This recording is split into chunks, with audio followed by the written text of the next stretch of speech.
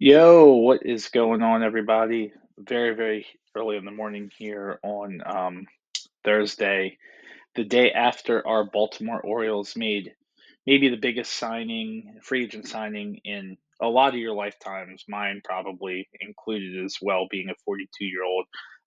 But bringing in the polar bear Pete Alonso for a 5-year, $155 million deal. Let's go, baby.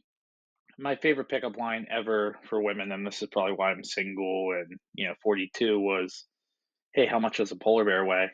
Enough to break the ice." And then you say your name. Well, how much does this polar bear weigh? Enough to win the American League East, baby. So, um, but yeah, just really, really, awesome things. I mean, as mentioned in previous with previous guests, I'm not an Elias apologist. I'm not an Elias hater. When he makes a good move, I call it that. When he makes a bad move, I call it that. There's no reason to dislike this move whatsoever. I want to give a shout out to my man Pigtown Sports for a lot of the breakdown that he gave on some of the numbers that, we hear about Alonzo. We just think the home runs and the RBIs, which alone, the Orioles don't have that. We don't have 100 RBI guys every single year. But the biggest thing that I saw was, he hit 309 last year with runners in scoring position. The Orioles as a team hit 240. He had 82 or 84 runs driven in with runners in scoring position. The Orioles leader as a whole didn't even have 80 RBIs on the season. And some people act like Alonzo, 5-year deal. What's it going to be like at the end of the 5 years? He's 31 years old. Like, he'll be 36. Is it ideal to give that many years? No.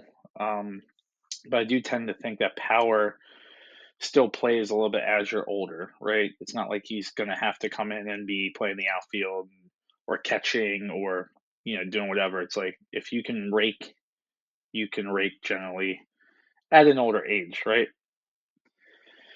And quite frankly, I mean, one thing to think about with this team is, yes, obviously we want to compete every year, 2028, 2029, 2030, so on and so forth.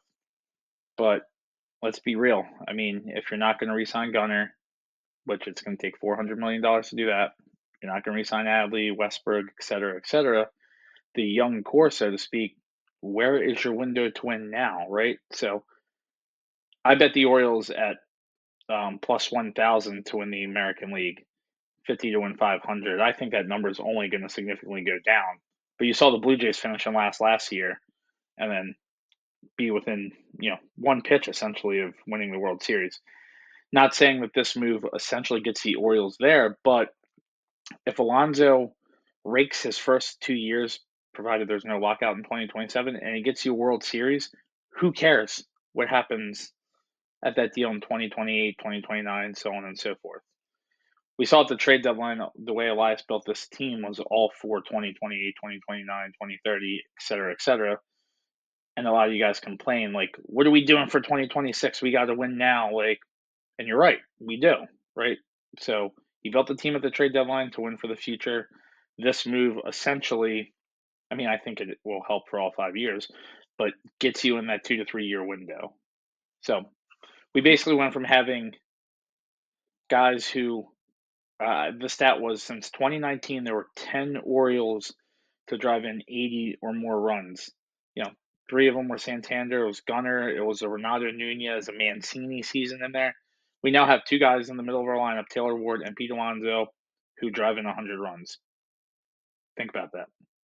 How much better does this make Gunner? Especially if Alonso is batting behind him, and maybe you put Taylor Ward ahead of him, so you can't just bring in lefties to just come in and face Gunner, lefty relievers. So maybe if you sprinkle in Jackson in there too. I mean, who knows how the lineup's going to set out? I don't know if I like Alonso in the 2 hole, but you sandwich Gunner in between a couple righties there, and it just gives you so much flexibility and things to do there. So yeah, I mean, great, great, great, great day in Baltimore. I do know a certain radio host is trying to make this look like a not a great signing. You know, make no bones about it. The Orioles do need starting pitching, but we scored 1 run in 18 innings in the playoffs. One. That wasn't a pitching problem. That was an offense problem. And now, granted, a lot of guys did have off years last year. You got to think that they're going to rebound a little bit. Great. If they don't, you know, if Gunner's not as good as 2 years ago, but Gunner's better, you now add Alonso in to make sure that Gunner doesn't have to single-handedly carry your team. It only makes him better. So while pitching is a concern for this team, I think we overlook the need for a big, fearful bat in there. Yeah, a guy who's going to come up in Yankee Stadium, facing the closer, and it's going to be like man versus man. Like, it's not coming up and you're not facing Colton Cowser. No disrespect to Cowser. You're facing Pete freaking Alonso with a runner on, 2 outs in the ninth in Yankee Stadium. I mean, you saw what he did in the playoffs in Milwaukee. Like, that guy is feared. So this, I just can't speak enough about how great this signing is. And props to Elias shelling it out.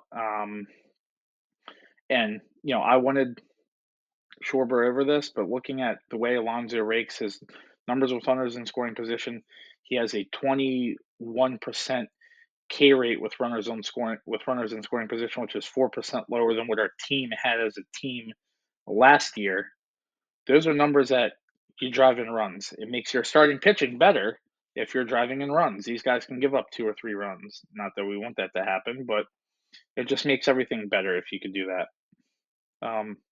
So, I mean, I guess as far as going forward, if this was the only move for the Orioles, or should I say the final move with the Orioles, because I love the Helsley signing, Taylor Ward trade, Leody Taveras, Kittredge. I mean, it's been a good offseason so far, addressing a lot of the issues. And, they're going to make smaller acquisitions here or there, but by all accounts, the Orioles aren't done yet. So it's weird being an Orioles fan, having a wish list and legitimately thinking it can happen, but I wouldn't be surprised if this team is still in play for Kyle Tucker. I did see someone on X, and I appreciate all the comments and everything that said, how can you think that Tucker's in play? And I mentioned wanting to sign Tucker. My ideal is sign Tucker, sign one of Framber, Ranger Suarez, or Michael King, definitely in that order, and then trade a Beavers Mayo package for Gore or Peralta. And do I want to trade Beavers? No.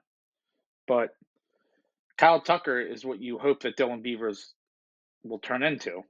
So if you have a chance to get the guy that you want him to turn into, why not just get that guy?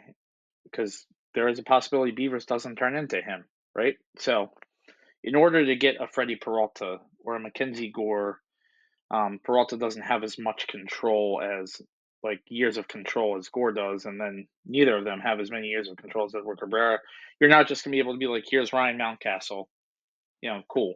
You're gonna have to give up a combo of Mayo and Beavers and, in order to go out and get someone of significance. So I want you guys to remember that. I mean, Elias did a great job of restocking the system to the point where now we can afford to make some of these moves. But I'll take Kyle Tucker all day and twice on Sundays. I mean, the guy's a 5-tool player, great outfield arm, hits for power, can hit for average, double machine, good fielder, steals 25 bases. He's what you hope Dylan Beavers will be. Now, obviously, if Beavers turns into that and you have him cheaper, awesome. And I'm not saying rush to trade Dylan Beavers, but don't rule out getting Kyle Tucker because you have Dylan Beavers. Sometimes you just need to upgrade. And if you have a chance to get a guy who is a perennial all-star, you go do that. And I do think that the Orioles have something up their sleeve. I do think that there's certain players that we don't think that they're looking to trade that they might be more actively in talks with. I have seen a lot of Jordan Westburg rumors, and while Westy's my guy, I do think that he's kind of the heart and soul of this team. He's been banged up, right? He's gotten hurt a lot. He's a little bit older. I mean, he's. I don't want to lose Westy whatsoever. But where there's smoke, there's fire. I've seen a couple possible people say he might be on the market or he's included in trade. Like, generally, that's not people just speculating. And when they say that Adley's, people know something. And I mean, you've created such a logjam at first base that it's almost a surely that Mayo, Mountcastle, or I would even look to trade Adley. I mean, you guys know my thoughts on that, but just a great day to be a Baltimore Orioles fan for sure. I was going to say a Baltimore sports fan, but the way the Ravens are playing and the way Maryland basketball is playing, it hasn't been fun whatsoever. I'm going to be on with my man Selly. Shout out to him tomorrow at 6:30 to talk Ravens and Terps basketball. And one of the questions I'm going to ask him is who wins the game sooner: Maryland, who plays Michigan next, and then goes to Virginia. They ain't winning either one of those. And then the Ravens, who have at Cincinnati, home against New England, at Green Bay. Who wins the game next, right? And how many moves are the Orioles going to make in there? But who thought the Orioles would be the ones to give us hope? I will go. I will bet them to win the American League East. I'll bet them to win the AL now before those numbers get significantly down, because I thought this team would rebound a little bit. They weren't going to be as bad as last year. You get Kyle Brash back for a full season. Rogers isn't going to pitch to a 1-something ERA, but this team adds Framber Valdez. That number goes like this. So bet the Orioles now while you get the chance, and you know it's a great goddamn day to be a Baltimore Orioles fan. It's polar bear season. It's going to be very, very wet and icy out there in the splash zone. I can't wait. As a season ticket holder for years, due to relocation to Mississippi a couple of years ago, couldn't renew my season tickets. I'm in Ocean City. Wasn't able to get them last year, but still being all in again this year. I mean, the Orioles will have my money, as they had when I was watching the likes of Adam Eaton, Luis Matos, Calvin Medora, like those guys out there, and you know, it's much better being an Orioles fan now. So, got some great content people out there. Definitely give Pigtown a follow. He is on his stuff with, his thoughts and, his speculations about the Orioles. But yeah, super, super exciting time. Make sure you're playing Orioles Magic and you're turning it up a little bit. And, if you're out this weekend, create a polar bear shot for Pete Alonso and, toss one back for him and end it with a go-os. So let's go Birds. Tune in tomorrow, 6:30. With my man Selly, one of the best on Ravens Twitter, for the non-Ravens Homer podcast that we'll be calling it, where we give objective opinions besides just the refs suck and the NFL hates the Ravens. So look forward to checking in again. Thanks for listening. Go O's.